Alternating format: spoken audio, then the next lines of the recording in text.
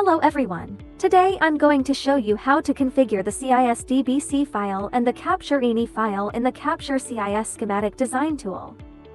In the previous session, we covered how to organize component data, create a component database, and set up the DBC data source as required by the Capture CIS software. However, to enable component data search, viewing, and selection within the Capture CIS schematic design tool, further configuration of CIS is needed. Now, let me walk you through the detailed configuration method for the CIS DBC file and the Capture.ini file.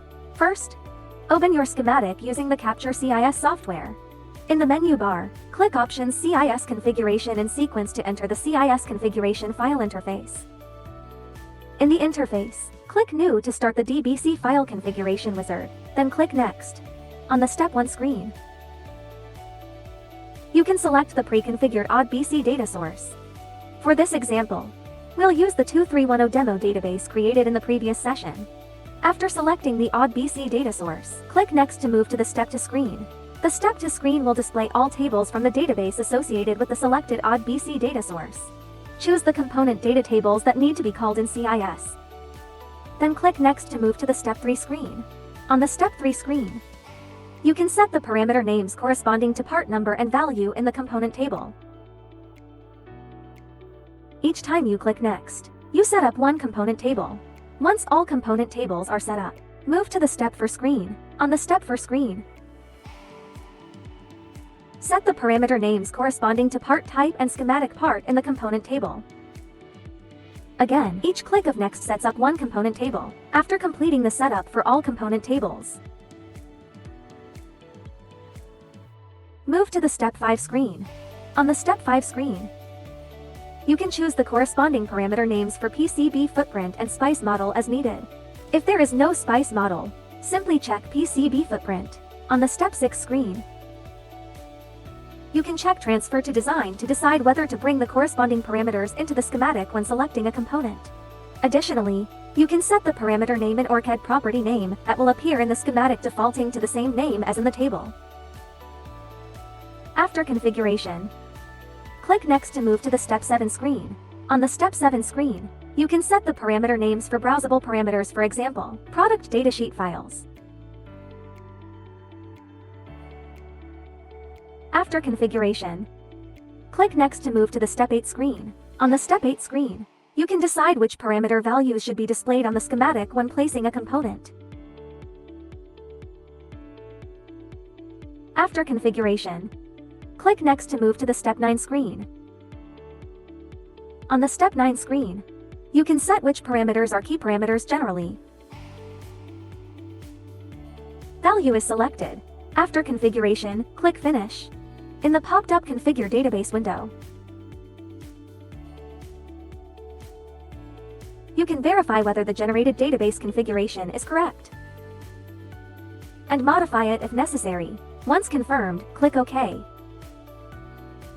Then, in the pop-up window, choose the name and location to save the DBC file, and click Save.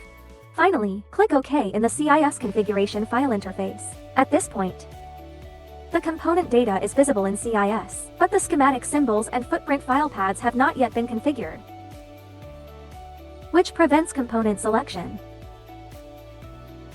Next, let's go over how to configure the relevant library paths in the Capture.ini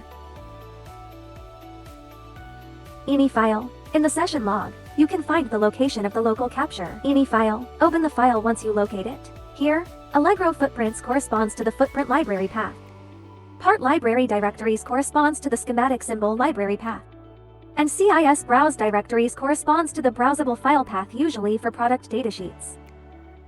If these items are not present, you can manually add them following the format shown in the video. Each item can have multiple paths, labeled as DRO, DR1, etc.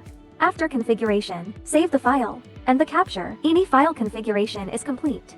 In the menu bar, click Place Database Part, or right-click in the schematic and select Place Database Part.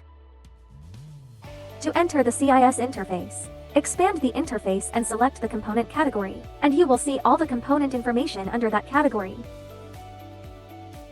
Click Query to set conditions for component search. After selecting a component from the parameter list,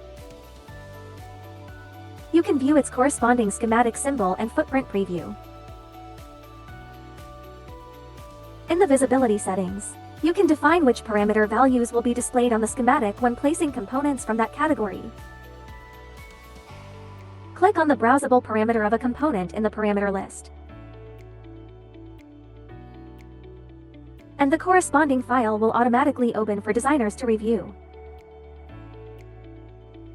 Then, select a component from the parameter list, and either right-click to choose Place Database Part or double-click the component to enter the component placement mode. After choosing the location, click the left mouse button to place the component on the schematic. If you found this video helpful, smash that like button and don't forget to subscribe for more tutorials. Thanks for watching, and see you in the next video.